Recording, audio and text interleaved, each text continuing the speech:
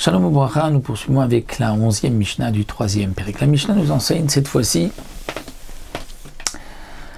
indigne de celui qui a acheté un tzvi, un cerf, avec l'argent du maaser sheni. Tzvi chez la krobe kesef maaser.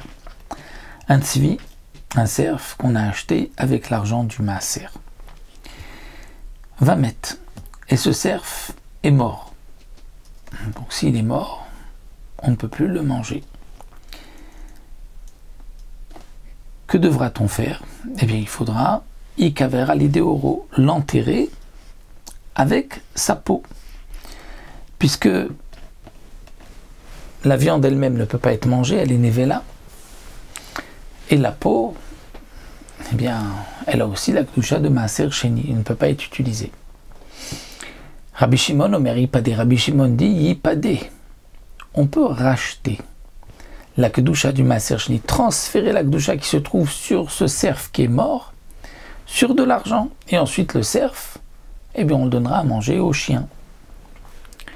Rabbi Shimon considère qu'on peut racheter même des korbanot, des kodashim,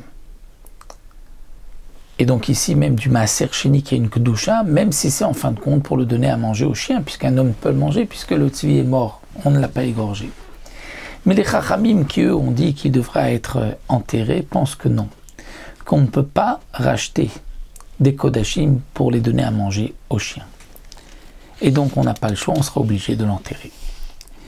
Maintenant les kachochai ou shchato, si on avait acheté le cerf vivant avec l'argent du maaser sheni, on l'a égorgé comme il se doit. Donc là il y a la kedusha de maaser sheni. Sur ce cerf, il faut le manger aussi en état de pureté. Venitma, il est devenu impur. Il a touché un chéretz, et donc maintenant, il ne peut plus être mangé, puisque le maaser sheni doit être mangé avec la kedusha de maaser sheni, donc en état de pureté. Yipadeh, là on pourra le racheter. Il nous dit le Barthénora que Rabbi Yehuda, dans ce cas-là, est d'accord, c'est-à-dire bien que dans la Mishnah précédente, nous avons vu que ce qui avait été acheté avec l'argent du maaser sheni qui est impur, Tanakama avait dit qu'on peut le racheter, Rabbi Yehuda avait dit non, il faut l'enterrer. Et dans ce cas-là, Rabbi Yehuda est d'accord que, étant donné qu'on l'a acheté vivant,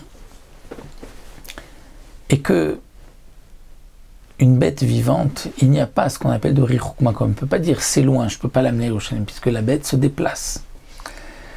Donc, la bête est comme le maaser sheni lui-même. Et une fois qu'elle est devenue impure après l'avoir égorgée, on pourra la racheter même d'après Rabbi Yehuda. Alors que ce qu'on a acheté avec le maaser sheni qui ne peut pas se déplacer, là il a un din différent. S'il est impur, on ne peut plus le racheter. Malgré tout, Rabbi Yossé Omer Yipadeh, Rabbi Yossé dit, tu as acheté un cerf vivant, tu l'as égorgé, il est devenu impur. Eh bien Rabbi Yossé est plus mahmir encore que Rabbi Yehuda, dit le Barthénora, et pense que c'est comme ce que tu as acheté avec l'argent du maaser sheni, qu'une fois que c'est impur, tu ne peux plus le racheter, et donc ikaber, tu devras l'enterrer.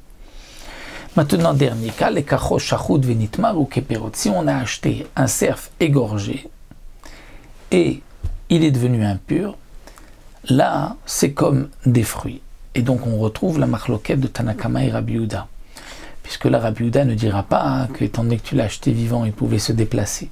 Donc c'est ce que tu as acheté avec l'argent du maaser sheni. Pour Tanakama, on peut racheter la kedusha, pour Rabbi Yehuda, on ne peut pas, donc on devra enterrer le tzvi qui est maintenant impur. C'est bon, donc cette Mishnah. On s'arrête ici à la fin de la 11e Mishnah.